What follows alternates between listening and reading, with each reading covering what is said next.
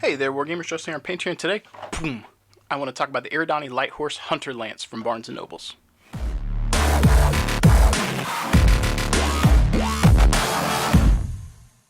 I'd like to welcome you guys back to the channel. Thank you for tuning in today. If you are new here, hit that like and subscribe. If you're a returning viewer, thank you so much for your support.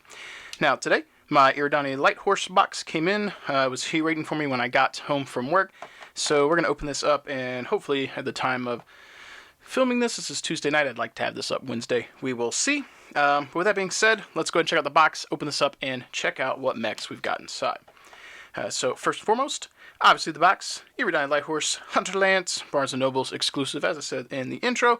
Not as big a fan of the big-ass sticker in the corner, kind of covering up the glorious T-bolt, but it is what it is. I do like the packaging on all these boxes. It looks really nice. I mean, we're all going to throw it away, but it's very nice, and you pick it up, and, you know, you get to see some cool stuff.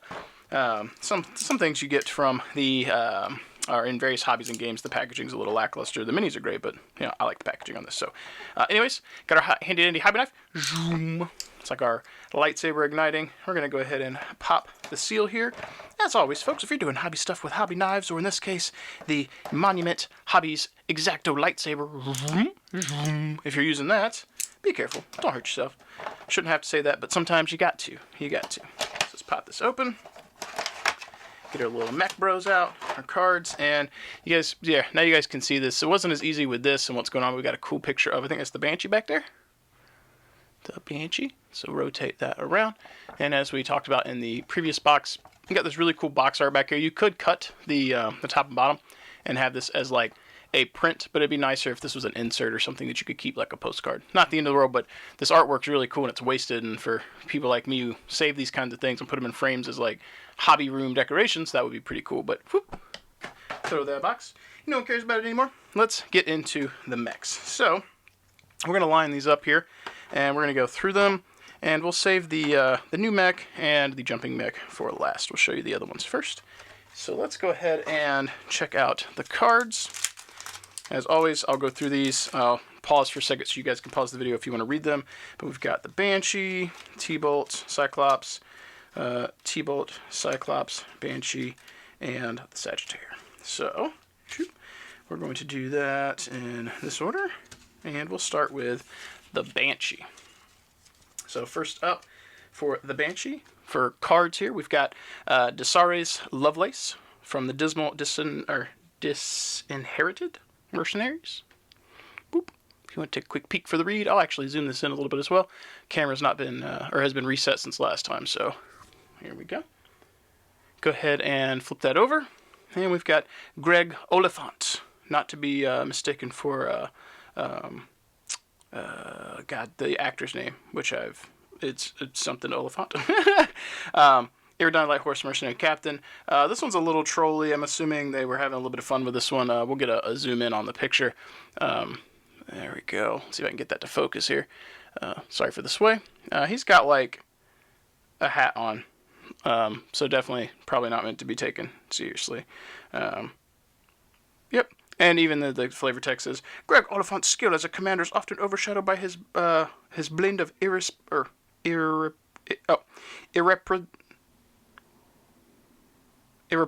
God, I was struggling. Irreprisable cheerfulness and flagrant, if good-humored, rebelliousness. So yeah. This goes on, I guess, kind of talk about him, but that is that one. You guys hopefully have some time to pause that if you want to actually read them. Boop. Check out the card here. We've got the Banshee 12S coming in at 49 points, TMM 18 move, 444 across the board for damage. I like that. I like it being consistent and simple. At all ranges, it's the same. This one's coming in with 15 HP case, usable in the Ill Clan and the Dark Age eras. I like this variant right out the gate. We'll see what's on the other side. Obviously, if you're new to Battletech, this is good for you. Or Alpha Strike, this is good for you. If you're a veteran, obviously you know about Master Unit List. I'm kind of reviewing these cards based on if you're new and this is what you're going to use to get your intro into the game. I like this variant. It's straightforward. Oh, I missed this. Overheat 4. That's brutal. Basically doubling its damage at short and medium range. For anyone who doesn't know, you can only use your overheat value at long range if you have OVL as a special rule, and he does not. Let's see what the other variant's got. Coming in at 3 points less, this is the Banshee 3S, 1 TMM 6 move, so right at the gate we're losing 2 movement. 442, so we're losing some of our long range damage. Overheat 2, so we're losing half of the overheat. Usable in almost every era. So we have got the Succession Wars all the way through Dark Age, or it's going to be Ilclan, and this one's coming in with 16 HP versus 15 HP. This one skews more on the armor, less structure. This one's an even split. Yeah, not too bad. I mean, this one's got 1 more HP. You're losing the overheat and you're losing the movement. If you have the points to spare and you're playing in an era that can use them, I think I might lean on this one at 4 points more. Sorry, I might have said 3, but 4 points more. Getting that extra overheat and the extra move, that extra 2 inches, you'd be surprised how helpful that will be. It also has case, which the other one doesn't. You are having 1 less HP, but if you aren't playing in these eras here and you're trying to be era accurate, this one is a go-to. Both variants are good right out the gate on the cards. I like that pretty good. Let's check out our Banshee model here. Let's get our cards out of the way. And there is the new Banshee. I feel like the molds have gotten better. There's still some mold lines here and there. There's a little one right there. I feel like the detail levels are crisp, especially down in here with, I'm assuming that's SRM6 or a couple SRM2s. The details are much more crisp. Some of them are a little shallow on some of the other plastics, but the more recent plastics they've put out have gotten even better. And that's not to say I think the old ones were bad. I like them too, but I feel like the process has gotten better, and I could just be biased. But I do feel like they've gotten better. So there's some pretty egregious areas that need to be cleaned here, though. You can see like a little sprue point needs to be cleaned up pretty bad. Like, I'll skip some mold lines sometimes, but like that one, that one's too egregious. So is that. That needs to be cleaned, and that one. But on the flip side, if for whatever reason you struggle to clean these, or they're on the back side of the model, or struggle to clean these, or you miss them, they are on the back side of the model. So they're not going to be as visible, obviously, from the front. And this is the focal point which people are going to be looking at most often. So, yeah, I should have grabbed the other models I have to have as comparisons here. The original Banshee they put out, but I don't. I dig the barrel here. I feel like my other Banshee might have had 2 melee arms instead of having this one replaced with a barrel. Like I said, I can't remember exactly, but I like that. That arm's nice. I like that long barrel, and that one, like this one, just looks mean. And as I mentioned in the previous video with the Hansons, I like the kind of momentum. He almost looks like he took a step and then he's like bracing to fire. It's not like he's going forward. It's like he's almost bracing at this point. Or he's taking a moment to think about what he's shooting at. I like that. Versus the static kind of like standing in attention pose. I like the more cinematic effect or movement, the illusion of movement. And then if you happen to have duplicates, so if you get this Banshee and put it next to the other one, it's the same mech, but different sculpts, and that helps with immersiveness, in my opinion. So not bad. I dig it. Next up, we're going to check out the Cyclops. So for pilot cards here, we've got Mervyn Schmidlap from the Grim Determination Mercenaries Company. And we've got Ariana Winston from the Eridani Light Horse Mercenaries. Card variants. Coming up first at 53 points, we've got the Cyclops C, usable in the Ilclan and Dark Age eras. Coming in 1 TMM, 6 move, 553, not bad. This one has a chunk of HP here. It's looking like it's got, what is that, 21? Yeah, 14, sorry, 18. I can't do math, 18. Case 2, crit resistance, which is really nice. So the first time he takes a critical effect, you would mark this off on your card and you ignore it. It's very nice. Plus case 2 makes him pretty resilient. No overheat. I like the damage brackets here. Points not too bad, given how much HP he's got, how much damage he brings to the table. Not bad. Let's see what the flip side variant is, which is likely one that's usable in more eras.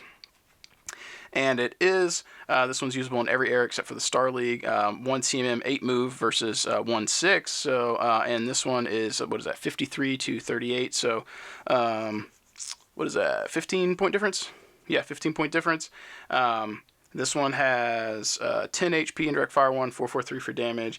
So you're giving up a little bit of HP. So you're going down to 10 life versus the 18.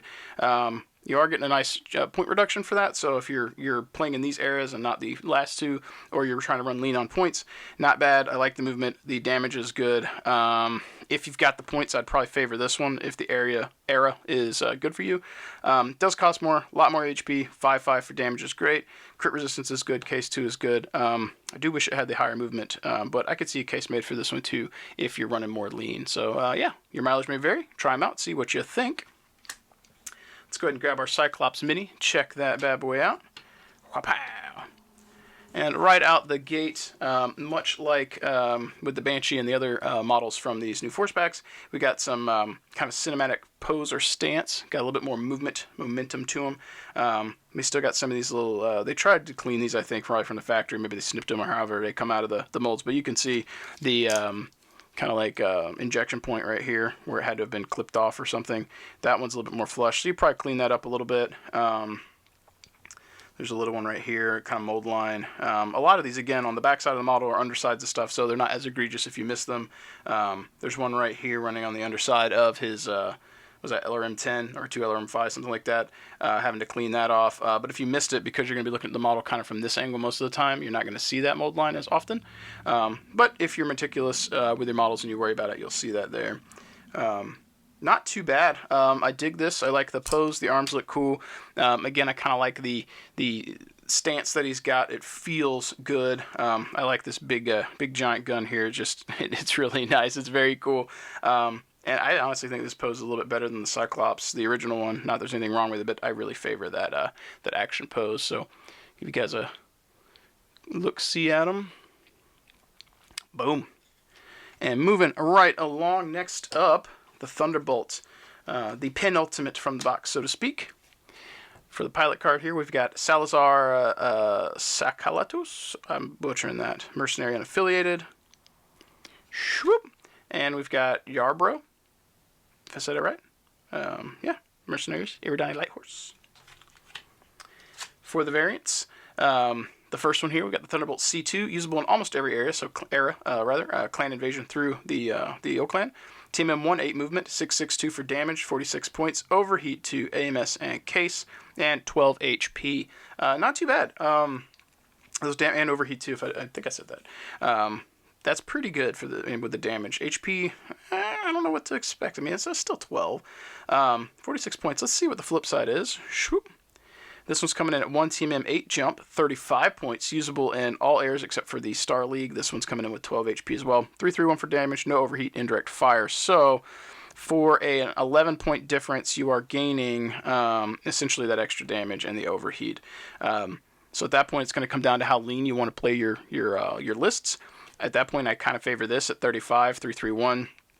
Jump plus TMM, where the other one does not have jump, so that would allow you to make him a little bit harder to hit and keeping your point cost down while still throwing out some consistent dice rolls. 3 is not a lot of damage, but a couple of units rolling 3 dice adds up, whereas like a lot of eggs in the one basket starts to make these easier targets. So my philosophy with that is like, this is 46 versus 35. That's 11 points. If you were fielding a couple of mechs and you fielded, let's say, 2 of these Thunderbolts, that's now 70 points, and you've saved 22 points. You're pushing another full mech, right? So at 3 damage, short and medium, if you're running 2 of them at 70 points, that's a combined 24 HP and 6 damage they can put out, plus their maneuverability. Whereas this guy, at over half the cost of those 2 units alone, has their combined damage plus overheat, but he's 1 target they can focus.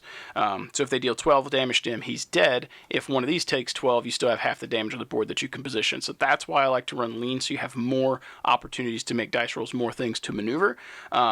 So in this case, it'd be more like 3 units, for example. 2 Thunderbolts is 30 or 70, 3 is 105, and at that point, you have saved enough points versus what you would have paid for 3 of these to have brought in a 4th mech for like a Lance or something. So thinking about it from that perspective, when you want to bring something in, do you want to put all the eggs in that basket?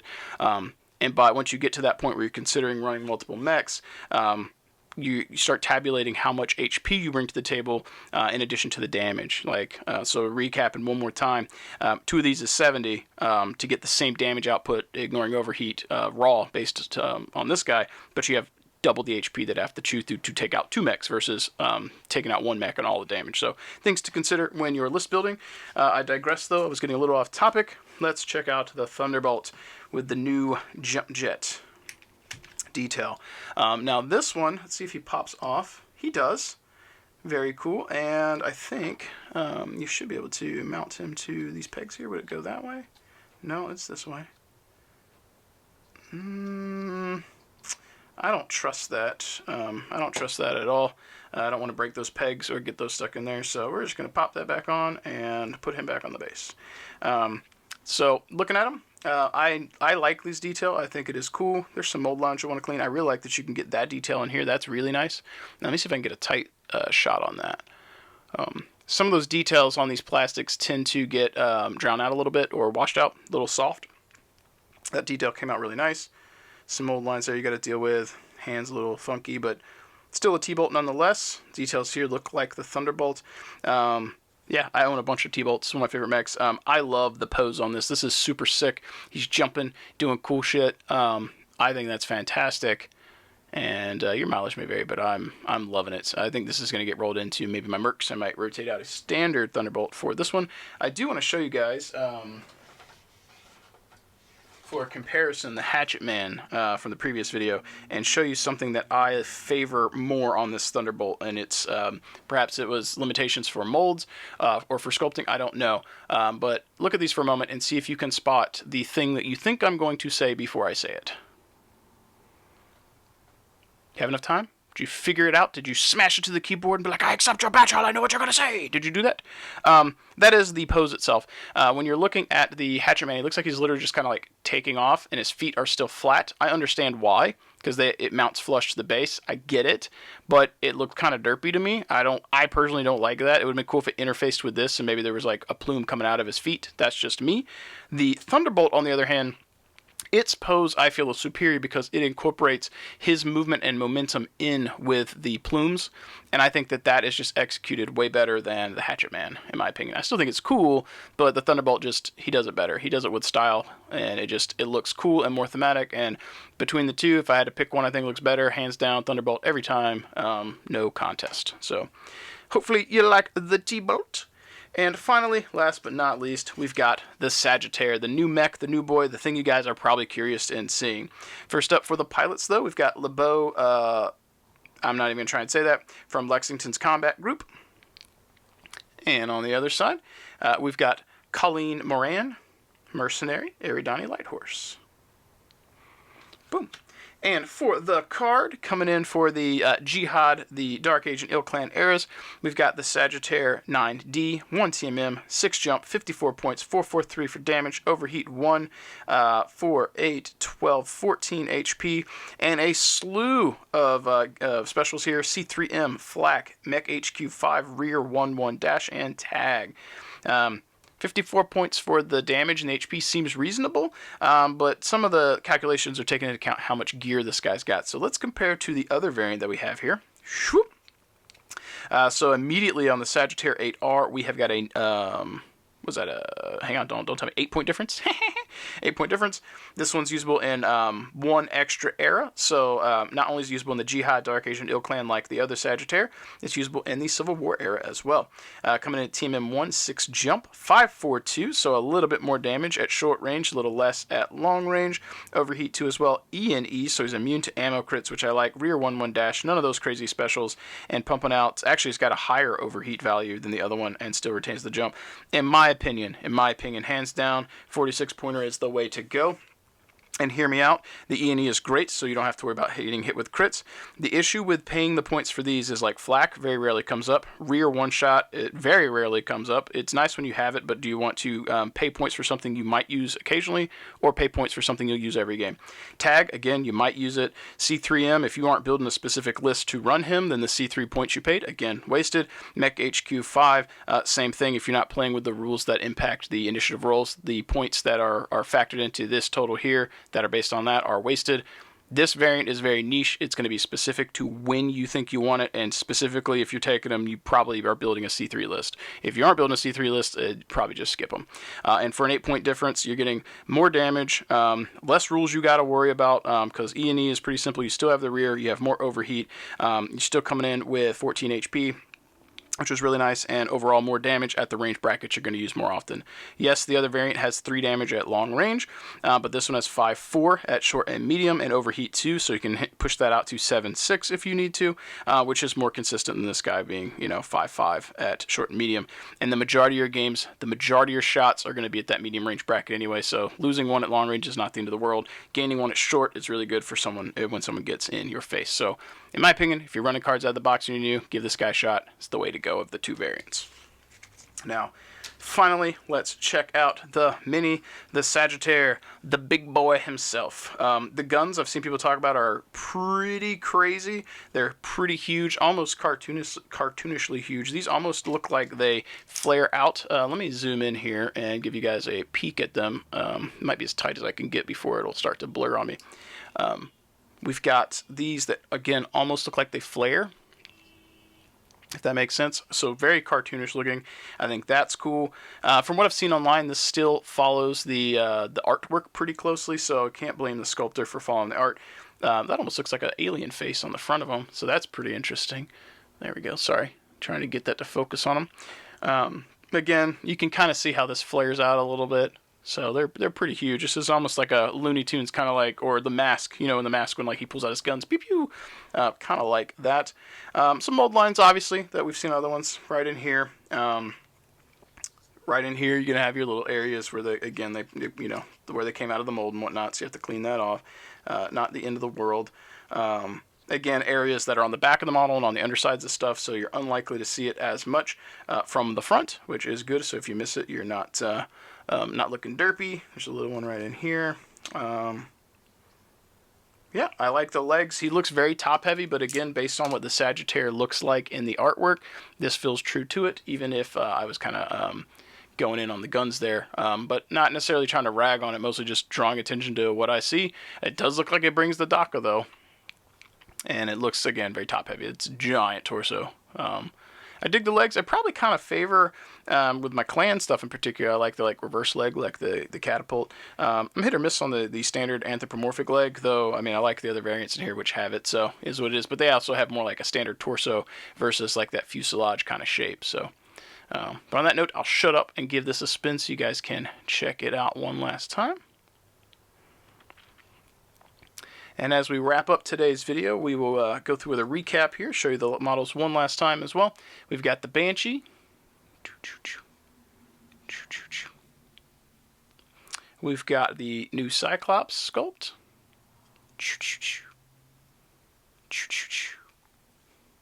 Boop.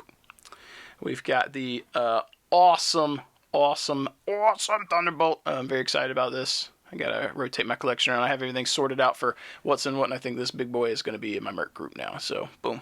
I dig that. And then, last but not least, showing the Sagittaire one last time. Boop, boop, boop, boop, boop, boop. That being said, folks, if you made it this far, thank you very much for hanging out. Hit that like, subscribe button, share this video with your friends, and when you hit that like button, smash it like you're alpha striking. Fire everything. That is what we need. Get to help grow the channel. I appreciate you guys helping me with that. This particular Force Pack I picked up from Barnes & Nobles at full retail. The previous one, Fortress Miniatures and Games, was able to sponsor the channel with. If you're looking to help support what I do, though, on that note, check out Fortress Miniatures and Games. Got a link down below. Robert Ash is cool people. And if you want to help support what I do directly, check out Death Ray Designs and Monument Hobbies. Picking up terrain from DRD keeps me employed, and getting paints from Monument Hobbies is awesome too, because that's the paint that I lean towards more often, and using the links and codes there helps support what I do. So on that note, as always, if I don't sign off here, I will continue to rabble as you guys have come to be used to. So as always, let's go ahead and sign off. Thank you guys for hanging out. Keep painting your models, keep rolling your dice, and before I say catch you next time, if you pick up this pack and you have thoughts on it or you're new, sound off in the comments below. Let me know your experiences. I'd like to vicariously live through you for a moment and hear about your experience playing with these models if you are a new player. On that note, catch you guys next time.